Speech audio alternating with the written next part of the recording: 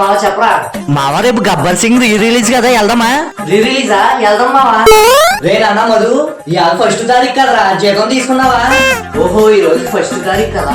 నెలప్పుడే 6,000 వాడేసానంటే ఇంట్లో తెలిస్తే చంపి మింగుతారేమో నన్ను. కొంచెం జాగ్రత్తగా ఉండాలి. 1వ తారీఖు వచ్చినట్టు నేను భరించలేకపోతున్నాను రా.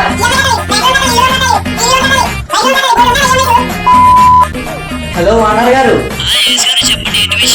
అదేంటి మా అబ్బాయి సాలరీ ఇంకా పడలేదు, అందుకని కాల్ చేశాను.